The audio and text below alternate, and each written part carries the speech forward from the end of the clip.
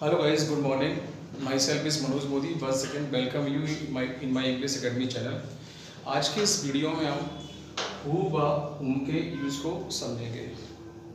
Who व हुम ये ऐसे दो शब्द हैं जिनका यूज हर कंपटीशन में पूछा जाता है, चाहे वो एसएससी का एग्ज़ाम हो, चाहे वो बैंक का एग्ज़ाम हो, चाहे वो एमपीएसआई का एग्ज़ाम हो।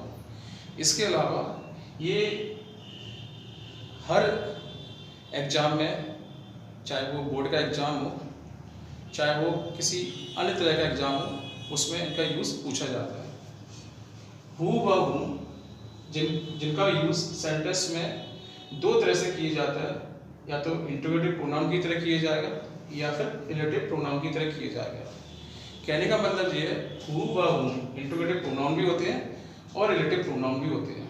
अगर ये किसी सेंटेंस में इंट्रोगेटिव प्रोनाउन होंगे तो इनका मतलब कौन या किसको होगा, लेकिन अगर किसी सेंटेंस में इनका यूज रिलेटिव प्रोनाउन की तरह हो रहा है तो इनका मतलब जो या जिसको या जिसे होगा।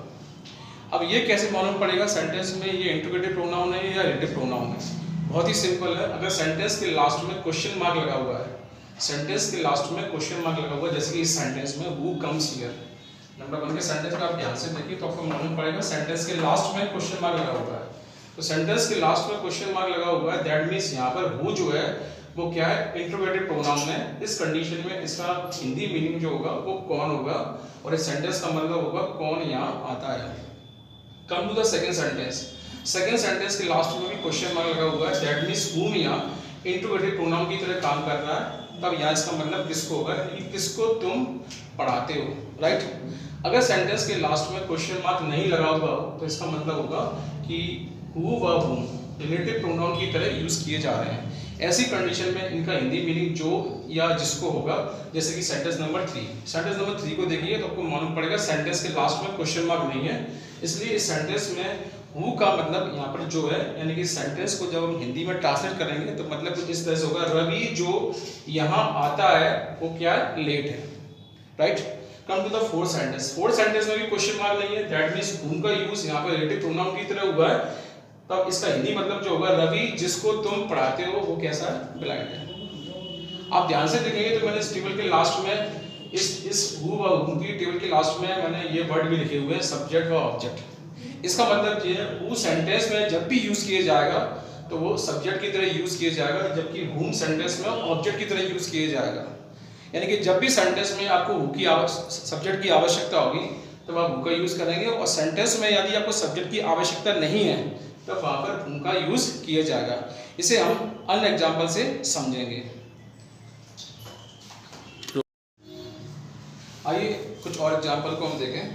अगर ये मैंने आपको 4 एग्जांपल दिए हैं, 1 2 3 4, और हमें इन एग्जांपल में ये डिसाइड करना है कि हु आएगा या हुम आएगा।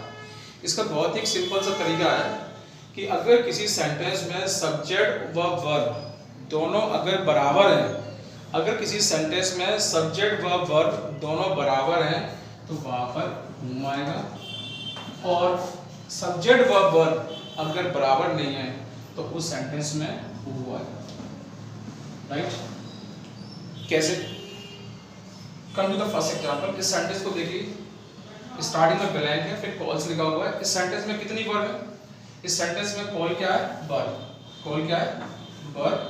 अब इस सेंटेंस में देखिए सब्जेक्ट कहाँ पर दिया है, सब्जेक्ट इस सेंटेंस में है ही नहीं, क्योंकि सब्जेक्ट जो होता है वर्ब से पहले होता है। यानी कि इस सेंटेंस में वर्ब कितनी है, 1, और सब्जेक्ट कितनी है, 0, right.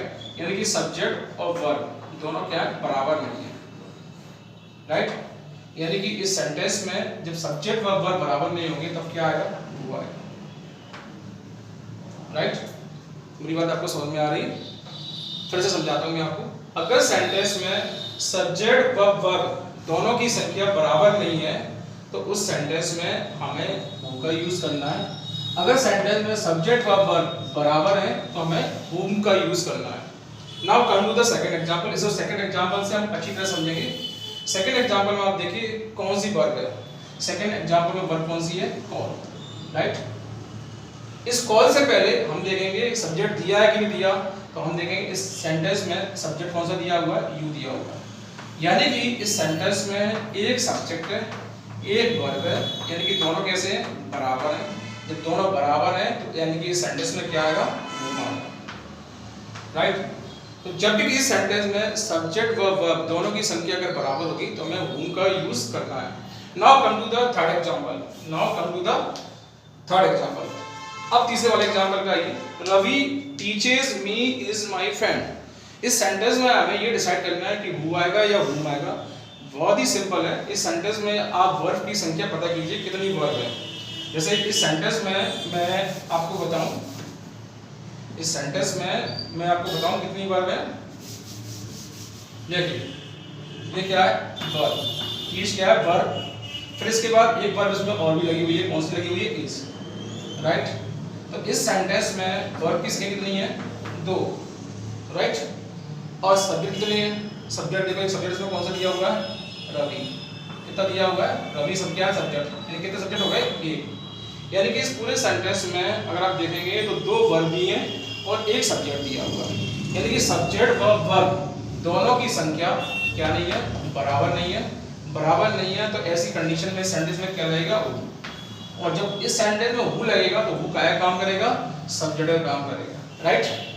Come to the fourth example. Ravi you teach is my friend.